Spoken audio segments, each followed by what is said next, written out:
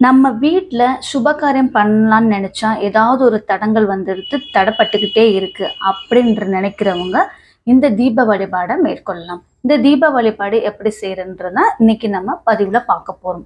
ஒருவருடைய வாழ்க்கை மகிழ்ச்சியாக இருக்க வேண்டுமென்றால், அவருக்கு நடக்க வேண்டிய சுபகாரியங்கள் அனைத்தும் எந்தவித தடையும் இல்லாமல் நடைபெற வேண்டும். அப்படி நடைபெறாத பட்சத்தில் அவருடைய வாழ்க்கை மகிழ்ச்சிகரமாக வாழ்க்கையாக அமையாது. இந்த சுபகாரிய தடைகளை நீக்குவதற்கு செய்யக்கூடிய ஒரு எளிமையான தீப வழிபாடு தான் இந்த பதிவுல நம்ம பார்க்க போறோம். என்னதான் நம்ம செல்வ செழிப்புடன் வாழ்ந்து வந்தாலும் நமக்கு நடக்க வேண்டிய சுப காரியங்கள் அதற்குரிய நேரத்தில் நடைபெற வேண்டும். கால தாமதமாக நடைபெற்றாலும் சுபகாரிய பேச்சை எடுக்கும் பொழுதெல்லாம் ஏதாவது ஒரு பிரச்சனை, ஏதாவது ஒரு சண்டை, ஏதாவது தடைப்பட்டு நின்றாலும் அந்த வாழ்க்கை மகிழ்ச்சிகரமான வாழ்க்கையாக அமையாது. இப்படி பலரும் பல விதங்களில் தடைகளை சந்தித்து நிம்மதியற்ற நிலையில் வாழ்கிறார்கள்.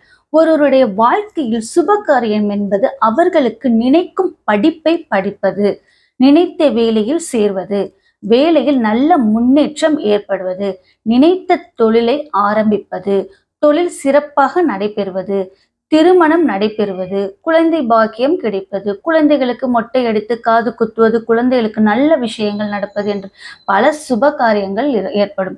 இப்படி சுப காரியம் நடைபெறும் பொழுது ஏதாவது ஒரு தடைகள் வந்து அந்த காரியம் அப்படியே நின்றுவிடும். அதோடு மட்டுமல்லாமல் ஒரு சிலரின் வாழ்க்கையில் சுப காரியம் செய்ய வேண்டும் என்று பேசினாலே ஏதாவது ஒரு அசம்பாவிதம் ஏற்பட்டு அது அப்படியே தள்ளிக்கொண்டே போகும்.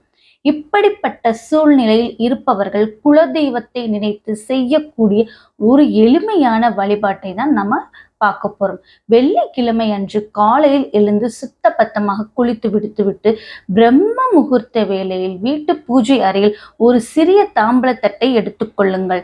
அதில் மஞ்சள் கொட்டி சிறிது பன்னீர் ஊற்றி கெட்டியாக பிசைந்து அப்படியே வடை போல் தட்டி கொள்ள வேண்டும். அதற்கு மேலே ஒரு அகல் விளக்கை வைத்து நல்லெண்ணெய் ஊற்றி பஞ்சுத்திரி போட்டு தீபமேற்றி குலதெய்வத்தை வழிபாடு செய்ய வேண்டும். இப்படி வெள்ளிக்கிழமை தோறும் வழிபாடு செய்ய அவர்களுடைய வாழ்க்கையில் இருக்கக்கூடிய சுபகாரிய தடைகள் அனைத்தும் தகுடுபடி ஆகிவிடும்.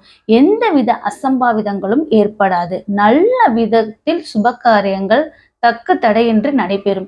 எந்த ஒரு சுபகாரியத்தை செய்ய வேண்டும் என்று நினைக்கிறோமோ அப்பொழுது இருந்து குலதெய்வத்தை மனதார நினைத்து கொண்டு இந்த முறையில் தீபமேற்றி வழிபட வேண்டும். இயன்றவர்கள் குலதெய்வத்தின் நாமத்தை 108 முறை உச்சரிக்கலாம். மிக மிக எளிமையான இந்த தீப வழிபாட்டில் நம்பிக்கை இருப்பவர்கள் குலதெய்வத்தை மனதார நினைத்து கொண்டு இந்த தீபத்தை ஏற்றி வழிபடலாம். வாழ்க்கையில் இருக்கக்கூடிய சுபகாரிய தடைகள் அனைத்தும் நீங்கும்.